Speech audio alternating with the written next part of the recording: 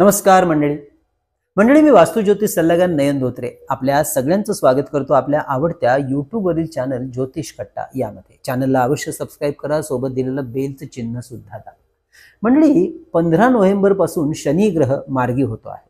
शनीच्या या मार्गी होण्याचा काय असणार आहे परिणाम आपल्या मिथुन राशीच्या जातकांना याचीच माहिती आपल्याला या भागात घ्यायची आहे. अर्थात हे राशी भविष्य आपल्या चंद्र राशी म्हणजे जन्म राशीनुसार असणार आहे. तसेच यामध्ये सांगितलेल्या सगळ्याच गोष्टी आपल्याला तंतोतंत लागू पडतील असं बिलकुल नाही. कारण आपल्या मूळ कुंडलीमधील शनी ग्रह कसा आहे, तो शुभ राशीत की अशुभ राशीत आहे, त्याची दशा महादशा कशी आहे त्यानुसार मिळणार आहेत ही शुभाशुभ फळं. हे ज्योतिषशास्त्रीय सत्य अवश्य लक्षात ठेवून आपल्याला हा व्हिडिओ पाहायचा आहे. परंतु महत्त्वाचे ढोबळ शुभ किंवा अशुभ परिणाम निश्चितपणे आपल्याला अनुभवायला मिळतीलच. तेव्हा व्हिडिओ अगदी शेवटपर्यंत संपूर्ण पहा.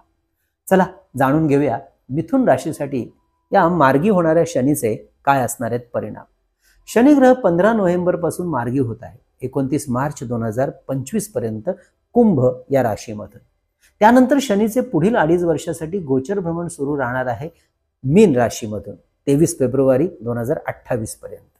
म्हणजेच आपल्या कुंडलीमध्ये कर्मस्थानात 10व्या घरामध्ये शनी ग्रह आपल्या मिथुन राशीचा भाग्यस्थानाचा स्वामी ग्रह म्हणजे 9व्या घराचा स्वामी ग्रह असून सध्या शनीचं गोचर भ्रमण याच भाग्यस्थानातून याच 9व्या घरातून कुंभ राशीमधून सुरू आहे आणि सुरू राहणार आहे 29 मार्च 2025 पर्यंत.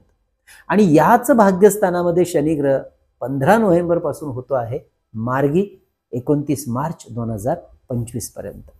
ज्यामुळे शनी ग्रहाची शुभ फळं देण्याची ताकद अजून वाढणार आहे मोठ्या प्रमाणात आणि याचा लाभ विद्यार्थ्यांना होणार आहे. ज्यांना उच्च शिक्षणासाठी परदेशात जायचं आहे त्यासाठी प्रयत्न सुरू आहेत त्यांना यश मिळायला मदत मिळेल. तसेच जी मंडळी आधीपासून नोकरी आणि व्यवसायात कार्यरत आहेत आणि ज्यांना नवीन शिक्षण घ्यायचं आहे त्यांनी सुद्धा अवश्य नवीन आधुनिक शिक्षण घेऊन आपल्या कार्यक्षेत्रात अजून भरीव कामगिरी करण्याची संधी अवश्य घेऊ शकता याच काळात. तर जी मंडळी सामाजिक, धार्मिक आणि शैक्षणिक क्षेत्रामध्ये कार्यरत आहेत त्यांनी नवनवीन जबाबदाऱ्या त्या संदर्भातल्या आपल्या अंगावर घेणं आणि कार्यक्षेत्राचा विस्तार करणं यासाठी अवश्य पुढाकार घेण्याची ही संधी आहे. आणि कार्यविस्तार करण्यासाठी शनीच्या भाग्यस्थानातील मार्गी असलेले हे गोचर भ्रमण आपल्याला भाग्यकारक साथ देईल. थोडक्यात काम करायला मागे पुढे न पाहता स्वतःला आपल्या कार्यात झोकून देण्यासाठी अतिशय उत्तम काळ सुरू झालेला आहे. अवश्य त्याचा लाभ घ्यावा.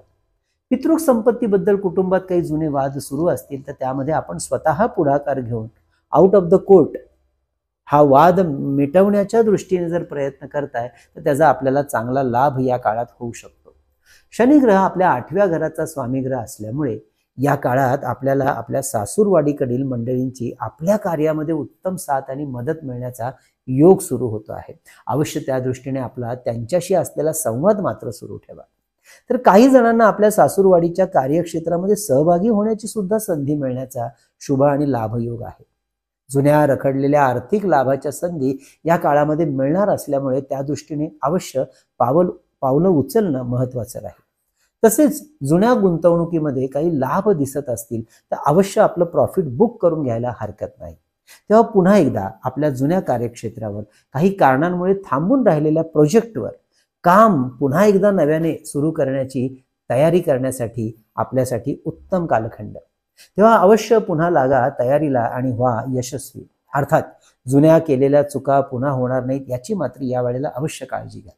यासाठी शक्य झालं तर योग्य जाणकार व्यक्तींचा सल्ला अवश्य घ्या. शनी ग्रह मार्गी होतो आहे म्हणजेच शनीचे आता कुंडलीतील पुढील घराकडे होणार आहे गोचर भ्रमण सुरू व आपल्यासाठी पुढील घर असणार आहे दशमस्थान, यालाच आपण म्हणतो कर्मस्थान. शिवाय हे केंद्रस्थान असल्यामुळे शनी ग्रहाचा अत्यंत दिग्बली फळ या काळात या स्थानामध्ये मिळताना दिसतं आणि म्हणूनच मंडळी आपल्या कार्याचा विस्तार करण्याच्या दृष्टीने आत्ता उचललेली पावलं आपल्याला पुढे जाण्यासाठी अधिक फायदेशीर ठरतील. तसेच ज्यांना नोकरी, व्यवसाय याच्या दृष्टीने परदेशाशी संबंध आहे त्यांच्या परदेशवारा या काळात काहीशा वाढताना दिसतील आणि परदेशात आपला व्यवसाय वाढवण्यासाठी म्हणूनच प्रयत्न केल्यास उत्तम यश मिळण्याची ही संधी आता चालून आलेली आहे.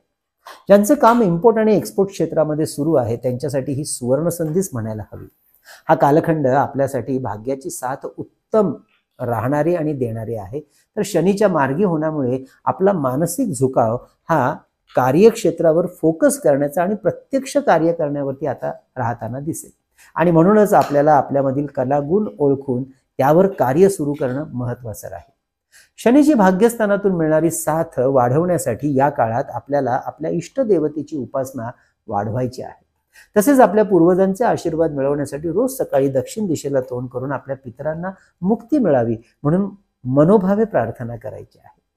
त्यांचे आशीर्वाद घेऊनच आपल्या कामाची आणि आपल्या दिवसाची सुरुवात करणं आपल्यासाठी फार सुंदर राहील.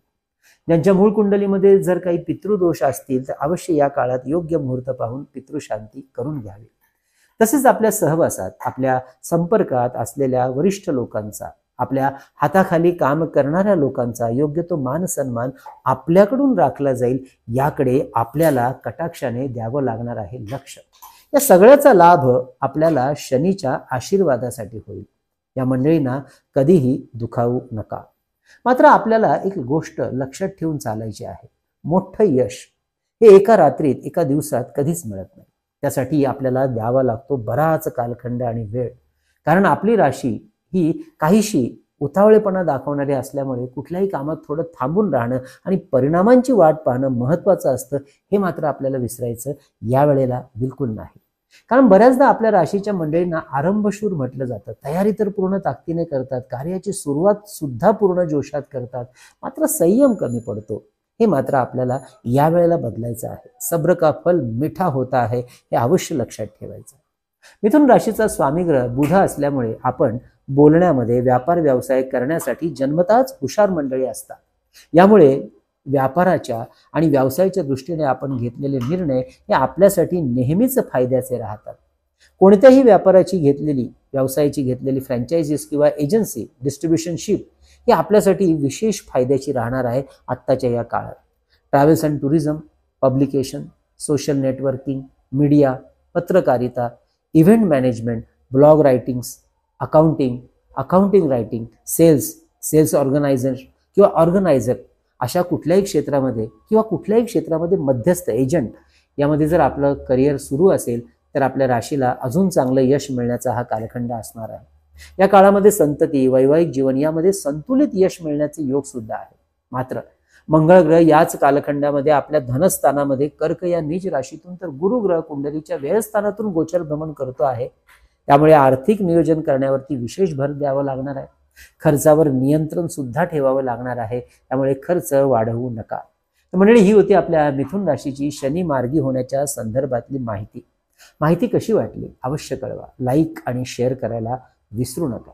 म्हणजे आपल्या ज्योतिष कट्टाच्या तर्फे आपण जी 2 पुस्तकं प्रकाशित केलेली आहेत, चैतन्य लहरी व श्री सप्तशती गुरुचरित्र सार, आपल्याला भारतात कुठेही मागवायचं असेल तर त्या संदर्भातली सगळी माहिती खाली डिस्क्रिप्शनमध्ये दिलेली आहे. अवश्य घ्या जाणून किंवा व्हॉट्सअप मेसेज करून माहिती घेऊ शकता. तसेच मंडळी, आपल्याला आमच्याकडून शुभ मुहूर्तावर योग्य पद्धतीने अभिमंत्रित केलेली यंत्र, रुद्राक्ष या संदर्भातली सुद्धा जर मागणी करायची असेल तर अवश्य त्या संदर्भात आधी माहिती घ्या व्हॉट्सअप मेसेज करून. त्याचप्रमाणे आपल्या वास्तूमध्ये चैतन्य ऊर्जा प्रवाहित होण्याकरता तयार केलेलं हे धूपदीप पात्र सुद्धा मागवण्यासाठी डिस्क्रिप्शनमध्ये माहिती दिलेली आहे. अवश्य ती पहा आणि त्यानुसार आम्हाला आपण ह्यासाठी कॉल करू शकता किंवा व्हॉट्सअप मेसेज करून माहिती घेऊ शकता, आपली ऑर्डर बुक करू शकता. तर असा हा मिथुन राशीसाठी राहणार आहे मार्गी होणाऱ्या शनीचा हा प्रभाव. पुढच्या भागामध्ये आपण कर्क राशीबद्दल जाणून घेऊया. तोपर्यंत कळावे लोभ असावा. धन्यवाद.